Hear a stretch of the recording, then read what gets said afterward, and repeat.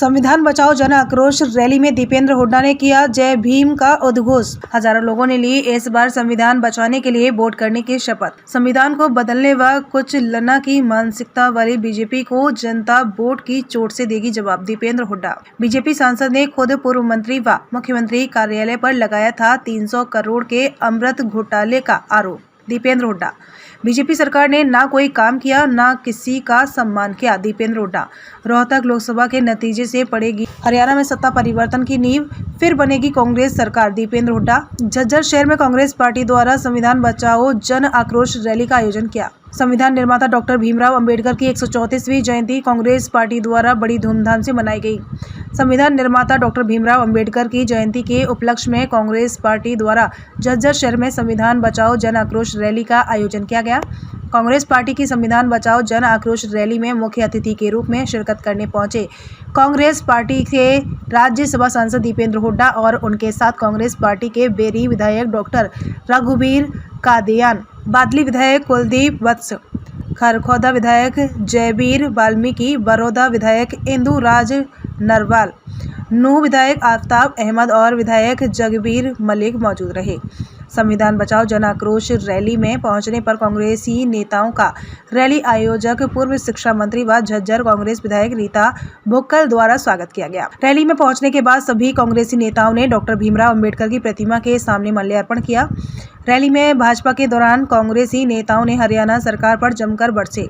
इस मौके पर कांग्रेस पार्टी के राज्यसभा सांसद दीपेंद्र हुड्डा ने भारतीय जनता पार्टी के चुनावी घोषणा पत्र को लेकर कहा, 10 साल के बाद वो क्या कर रहे हैं इस पर किसी को कोई विश्वास नहीं है और 10 साल में उन्होंने क्या किया इसके आधार पर लोग उनका विश्लेषण कर रहे हैं। और भाजपा ने 2014 में जो अपना घोषणा पत्र जनता के सामने रखा था उसको भी पूरा नहीं किया है। इस घोषणा पत्र को लेकर लोग घूम रहे हैं।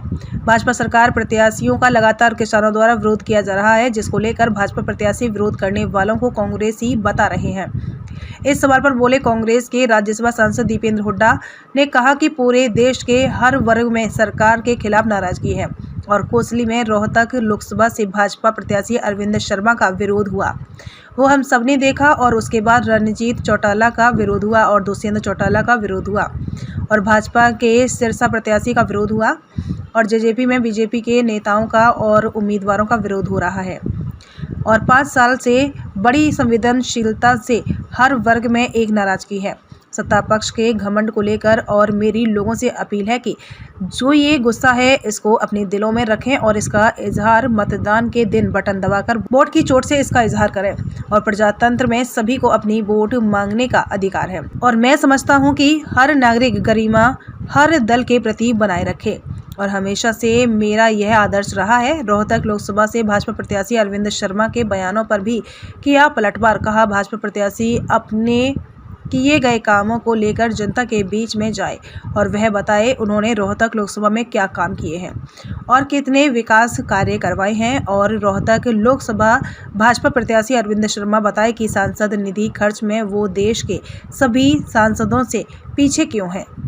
जो भी प्रत्याशी हैं वो अपना कार्यकाल के बारे में जानकारी दें, उन्होंने कितने काम कराए, कौन सी विकास की परियोजना लाए, क्यों उनका संसद में हाजिरी 10 सांसदों में सबसे कम है, क्यों उनकी सांसद कोटे का खर्चा 10 सांसदों में सबसे कम है, क्यों लोकसभा क्षेत्र में भी उनकी हाजिरी लोगों के बीच में भी मैं समझता हूं कि केवल 10 सांसद हरियाणा के नहीं मगर मैं समझता हूं कि शायद देश में सबसे कम में से शायद इनकी हाजिरी आप समझ सकते हैं।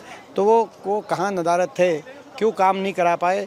यहाँ तक कि लोकसभा में उन्होंने कभी कोई किसी बड़ी विकास की परियोजना के लिए कोई भाषण दिया तो उसका अपना वीडियो वगैरह सार्वजनिक करे, क्योंकि आज के दिन जागरूकता का समय है, हर चीज़ उपलब्ध है। तो ये अपने कार्यकाल के बारे में उनको बताना पड़ेगा। हम अपने कार्यकाल के बारे में बता रहे हैं। जब हमारा लोकसभा कार्यकाल रहा तो उस समय चाहे वो 250 किलोमीटर रेल की लाइन, नई रेल की लाइन उस समय मंजूर कराई रोहतक झज्जर रेवाड़ी और रोहतक में हासी, चाहे वो 2 थर्मल के कारखाने हमें मंजूर करा के उनको स्थापित कराने का काम रहा हो, चाहे वो भादुगढ़ तक मेट्रो को लाने का काम हुआ हो, चाहे वो 1080 kilometre national highway Rohtak Lok Sabha क्षेत्र के अलग अलग 1080 किलोमीटर नेशनल हाईवे 4 लेन और 6 लेन बाईपास उस समय मंजूर कराने की बात रही हो, चाहे गाँव और ग्रामीण 68 अस्पताल ग्रामीण स्तर पे उस समय हमने अलग अलग गांव के अंदर, कस्बों के अंदर हवाई समय बनाने का काम रहा हो, चाहे वो 18 राष्ट्रीय शैक्षणिक संस्थान IIM, IIT जो है, AIIMS, Indian institute of hotel management, global centre of nuclear science, ये जो 18 राष्ट्रीय शैक्षणिक संस्थान, ये मैं समझता हूँ कि रोहतक लोकसभा क्षेत्र के अंदर मंजूर कराने का काम रहा हो, स्टेडियम्स बनवाने का काम रहा हो, नए जो अपना हमारे कई जगह साई के सेंटर्स, कोचिंग सेंटर्स लेके आने का, तो ये सारे कार्य आपको विस्तृत जानकारी जो है के रूप से हम अपने कार्य बता रहे हैं। और हमारे कार्यकाल के समय ये हुआ था, और मौजूदा जो सांसद हैं वो भी बताएं, क्या 1 इंच भी मेट्रो आगे बढ़ी, क्या 1 इंच भी नई रेल की लाइन मंजूर हुई, क्या एक भी नया थर्मल कारखाना, कोई उद्योग, हमारे समय 30 से ज़्यादा उद्योग लगे रोहतक में, IMT, Reliance, MET, footwear park Bahadurgarh में, थर्मल के कारखाने, NTPC, JK cement, Panasonic, Asian paint, Maruti, Yokohama, ये सारे उद्योग उस समय आए। क्या एक नया बड़ा इंडस्ट्री आई 5 वर्ष के अंदर? ये सारी चीज़ जानकारी देनी चाहिए, क्योंकि ये इन सब चीज़ों से रोहतक लोकसभा क्षेत्र के विकास का क्या आने वाले समय में जो है रूपरेखा जुड़ी है। 5 साल आप सरकार आपकी थी, लेकिन कुछ किया ही नहीं, तो आगे क्या उम्मीद रखेंगे आपसे? ये हमारा जो है हम प्रत्याशियों को कहना चाहते हैं।